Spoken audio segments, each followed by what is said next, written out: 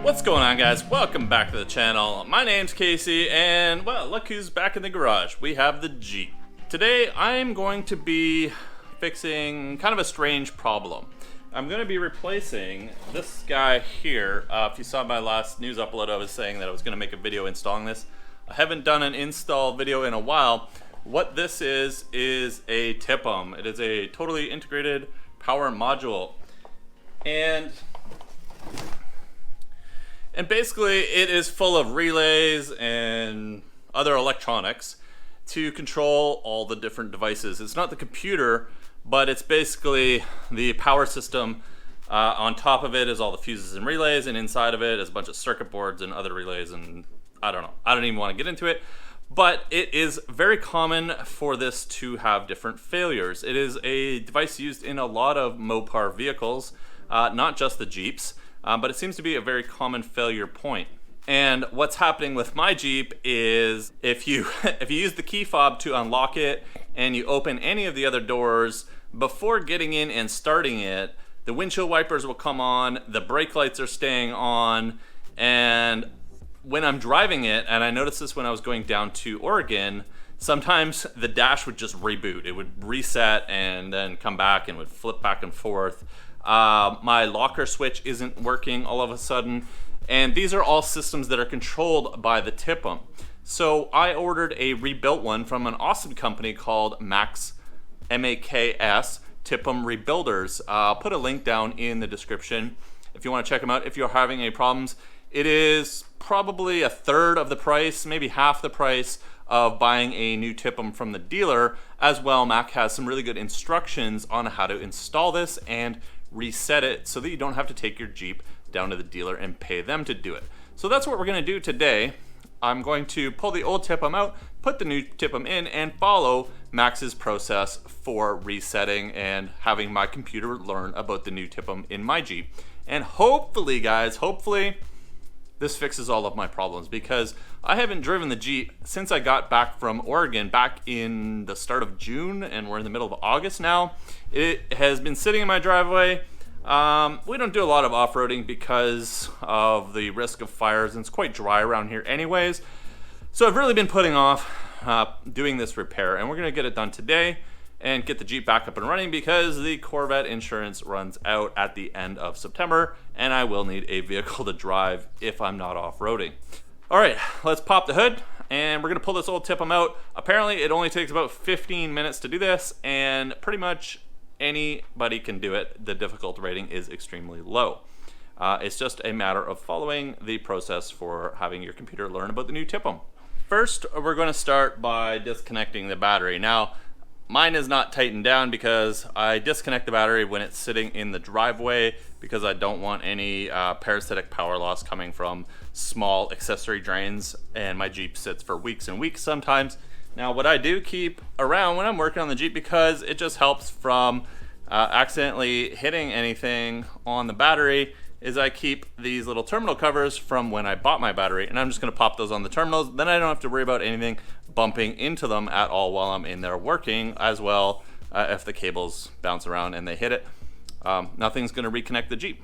Now, one thing that the Max guide does recommend is to connect both your positive and negative terminals together. What this does is allows any capacitors in your vehicle's electrical system to fully drain out their power. It is a way of doing a hard reset on your TIPM if you're trying to troubleshoot it before replacing it.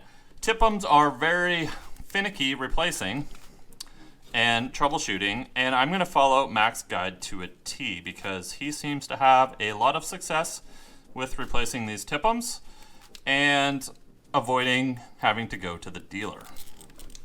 I'm just going to tie those so that they're both snug and touching each other. If you have a dual battery system, definitely disconnect all of the connections before tying anything together. You don't want to short out anything in your system. And I've got my caps on my battery, so if anything bumps into it by accident, we won't be having any problems. And apparently I need to do some wiring. Okay, the next thing we need to do is disconnect the power from this TIPM that's in here already. And we're just going to pop open the fuse box and remove the cover. And you just pull that off like that. Real easy. You can see exactly where it separates from the connectors. Now we've got the cover off. You can see the positive terminal right here. It is a 13 mil socket. And we're just going to disconnect the power cable. And we can just remove that from here. And we're just gonna put that off to the side and out of the way. This is not secured with any bolts. There are just 4 tabs on the corners of this. And from my understanding, we're supposed to just somehow push these in and wiggle. There we go. Push those in and start to wiggle the TIPM up, and out it comes. Now you can only get it out so far, because then we have to start disconnecting these connectors on the bottom. All of these connectors are unique. You have to keep track of what they're connected to. Each one has a lock on it. They are all slightly different. I'm just gonna get a screwdriver, and we should be able to just pull this locking tab up.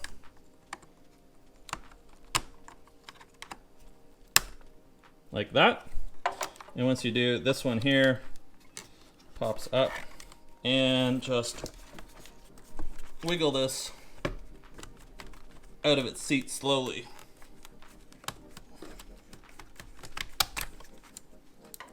There's the first one. There's kind of a sequence as you pull each of these out. You can get to the next one. We're just gonna pop the tab up on this green one here. A little screwdriver.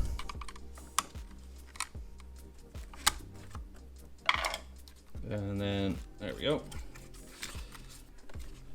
Find it helps if you hold this up. If this starts to come down at all, because it needs to go up all the way as you start to pull it away, and that'll help it release from the TIPM. Okay, so this one doesn't have a red lock on it. We just pop that up. Wiggle it loose, keeping this tab up all the way. This further one down in here, hard to see. Oh, my lock's already up. Just disconnect that. Okay, this one, there's a little lever right here. We're gonna pop that, push that in with my screwdriver, and now I can pull this gray guy up. And it looks like it has another lock to hold it in place, so remember that when you're putting this back in, that this, you gotta push the little tab in to allow this lever to then seat back in place. And this last one, pop that off with a screwdriver, pull that back, and there we go. One more. Same thing as the last one. This one has a tab to release the clip, and a tab to hold it then in place once it's up. And then we can pull it right off. So there we have it. Our old TIPM is out, and I'm going to grab the new one, and I'm gonna just, before I stick it in, I'm gonna check all of the fuses to make sure that they are all the same amperage. This is something Mac recommends because they do rebuild them from people that send in cores, and so it's always a good idea just to go through one last time and double check that someone that sent their core in didn't swap out a fuse for a different amperage, and perhaps Mac missed it during their rebuild process. I don't know if they check all the fuses, but for my own peace of mind, I'm gonna go through and make sure all of these fuses here match the fuse amperages on my new TIPM. So after a quick inspection, it looks to have all the same ones. However, this guy here, there's a fuse, and on mine, there is not a fuse. So I went and just quickly looked on the cover, because this gives you a nice diagram with all of the fuses on it. And what this actually is, this one here is a fuse for power mirrors, which my Jeep does not have. So not worried about that. I think I will just pull it out because no sense powering a circuit that I don't have. And then we're going to fire this guy in. All right, we're going to put the new one in now. I'm going to just check all of the relays and fuses to make sure nothing got loosened or came unseated during shipping. It's another recommendation from Mac. And everything looks to be good to go. I don't want any weird finicky issues later on. All right, we are going to now orient this in the right position and follow the process for reconnecting each of these in reverse order. So as I said before, you can't mess this up because none of them will go into the wrong spot. So advice from Mac is, as you're putting these gray connectors in, make sure you're holding the connector firmly and evenly so that when the latch goes into place, it's well seated and there was no room for any movement. If you're trying to figure out the orientation, there are little slots that orient this, as well as color-coded red. I'm going to hold that tightly in place and firmly and put the latch down. A bit of wrangling, it's sort of like Lego. We're going to get this in place. Be careful not to bend any of the pins when you do. And we're going to release this latch here and hold it tightly in place. There we go. Nice and firm. And the latch is going to basically cinch it down.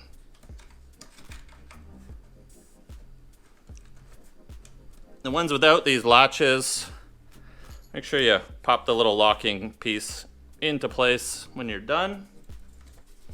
And orient the TIPM in the general direction as you go so you don't get stuck.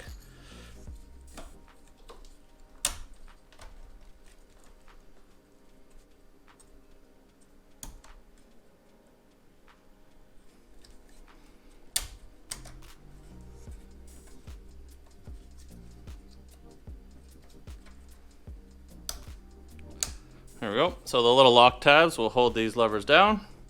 Everything should be nice and tight in here. And then I'm just going to orient this properly over the slots that we had removed it from before. Make sure they're all aligned and nothing is in the way. And we're just going to push it down into place, and you hear all of them click. And then we're going to take our battery terminal from before and just put our nut back on. And we're not going to over tighten this, just give it a nice snug. We've got the TIPM back in place. Now this is where the instructions get very specific. What we're going to do is reconnect the battery, positive first and then the negative side. And then we're gonna go in and do the learning procedure, which is very specific. So let's connect this battery up and then we're gonna hop inside the Jeep. This next part is very specific. What you wanna have is a timer ready, and you want to turn your Jeep on to the on position or run position, but not start it. And you wanna do this for exactly 12 seconds. So we're going to put my key in, turn it to on, start my timer, and we're going to let the computer learn about the new TIPM. And at exactly 12 seconds,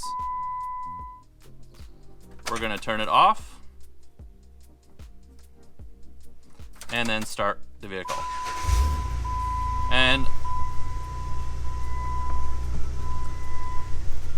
okay, so the reason why we're doing that is you want your computer to learn the new TIPM, and what that's going to allow it to do is learn and not have a whole bunch of lights on your dash. Now, if that doesn't work, there is a way to clear your computer, basically do a hard reset on the TIPM. What you want to do is disconnect the battery, tie them together, let it sit overnight, come back and put your battery back on, and that's going to clear your codes. Now, my dash is full of codes anyways because I have an ABS or a speed sensor, I think, that is gone faulty. And as well, my check engine light's always on because I never turn it off when I do my oil changes. And my Jeep is always telling me to change my oil. But you can do a hard reset of your computer and your TIPM by basically taking your battery off, tying the terminals together, dissipating all the energy, and that should clear the codes. All right, so I'm gonna button this back up. That is it. It literally would take you about 10 or 15 minutes if you weren't videoing the whole time. And this should fix all the problems if you're having weird things like the windshield wipers coming on, the dashboard or your dash rebooting, cycling, brake lights staying on. So I'm hoping this has fixed all of my problems. I'm going to take the Jeep out for a spin and see how it does. If you guys have any comments or questions, leave them down below that like button, and I will do my best to help you out. I've done a lot of research in trying to figure out this problem, and this seems to be the most cost-effective method and keeps me away from the dealer. I'd love to help you guys out with anything that I've learned. Thanks so much for watching. I will see you guys soon in the next upload.